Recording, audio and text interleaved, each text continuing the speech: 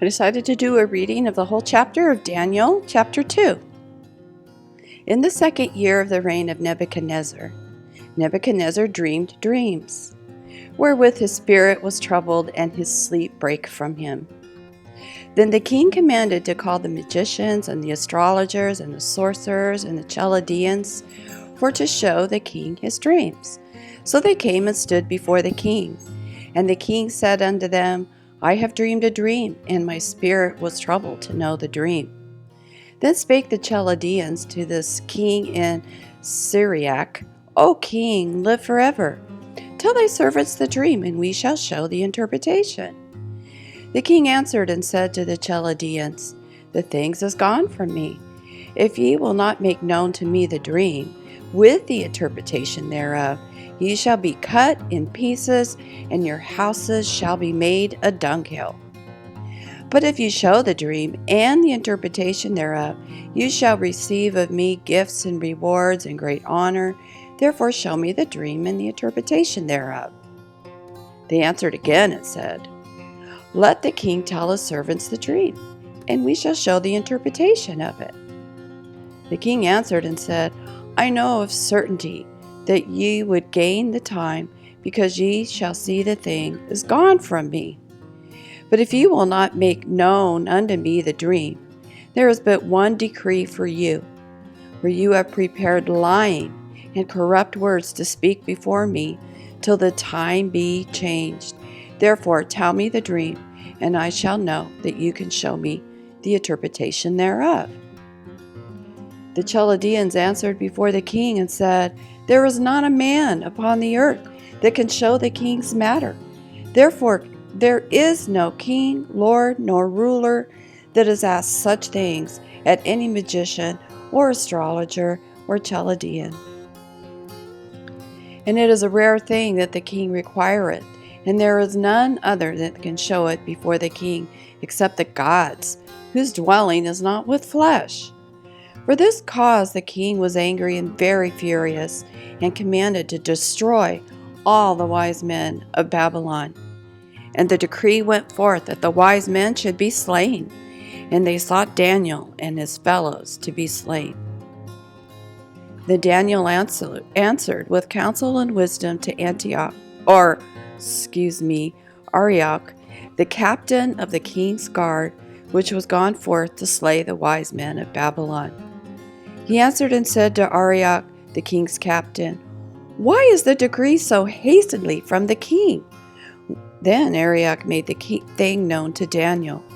Then Daniel went in and desired of the king that he would give him time, and that he would show the king the interpretation.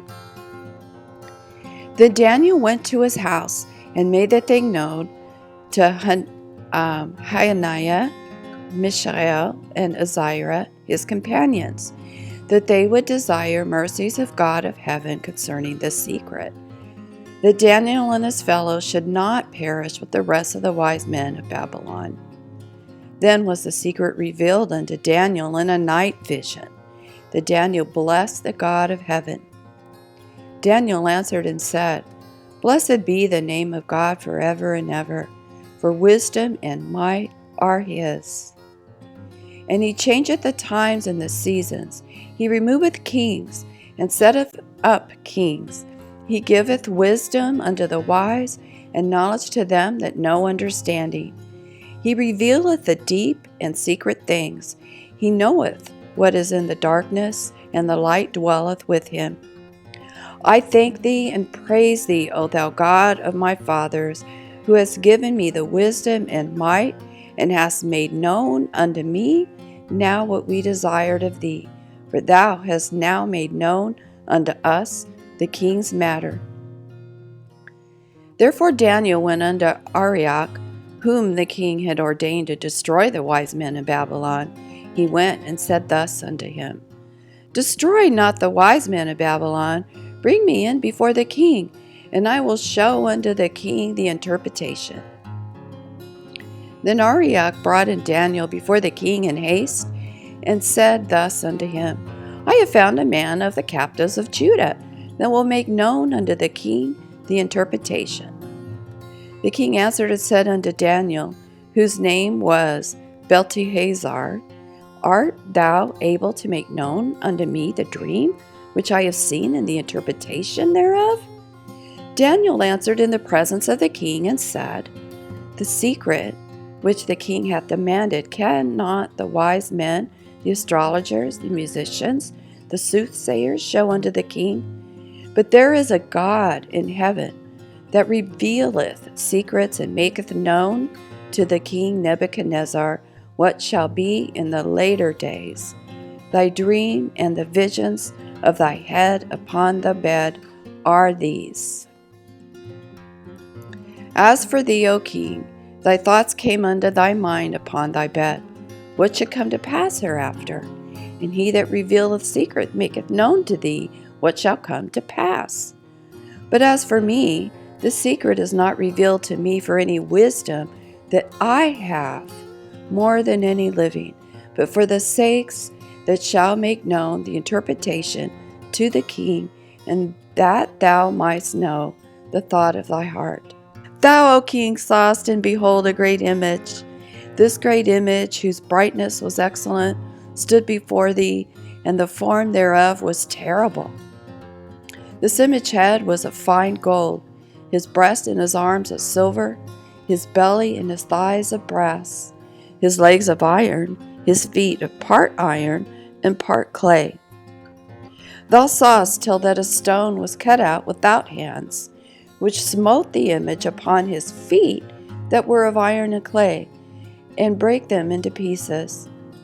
Then was the iron, the clay, the brass, the silver, and the gold broken to pieces together, and become like a chaff of the summer threshing floors. And the wind carried them away, that no place was found for them. And the stone that smote the image became a great mountain, and filled the whole earth. This is the dream, and we will tell the interpretation thereof before the king. Thou, O king, art a king of kings, for the God of heaven hath given thee a kingdom, power, and strength, and glory. And wheresoever the children of men dwell, the beasts of the field and the fowls of the heaven, hath he given into thy hand, and hath made thee ruler over them all. Thou art this head of gold. And after thee shall arise another kingdom, inferior to thee, and another third kingdom of brass, which shall bear rule over all the earth. And the fourth kingdom shall be as strong as the iron, forsomuch as iron breaketh in pieces, and subdueth all things, and as iron that breaketh all these, shall it break in pieces, and bruise.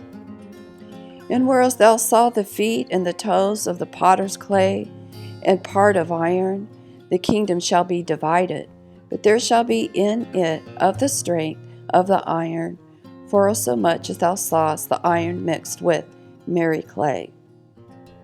And as the toes of the feet were part iron and part of clay, so the kingdom shall be partly strong and partly broken.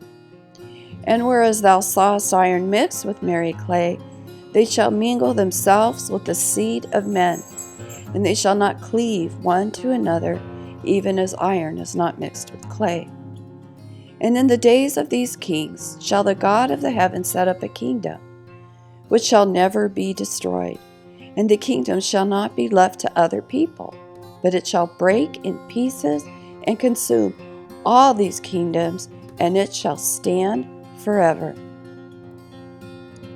Forsomuch as thou sawest that the stone was cut out of the mountain without hands, and that it brake in pieces the iron, the brass, the clay, the silver, and the gold, the great God hath made known to the king what shall come to pass hereafter.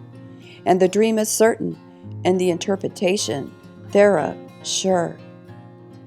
Then the king Nebuchadnezzar fell upon his face, and worshipped Daniel, and commanded that they should offer an oblation and sweet odors unto him. The king answered unto Daniel and said, Of a truth that is, that your God is a God of gods, and a Lord of kings, and a revealer of secrets, seeing thou couldst reveal this secret. Then the king made Daniel a great man and gave him many great gifts and made him ruler over the whole province of Babylon, the chief of the governors over all the wise men of Babylon. The Daniel requested of the king, and he set Shadrach, Meshach, and Abednego over the affairs of the province of Babylon, but Daniel sat in the gate of the king.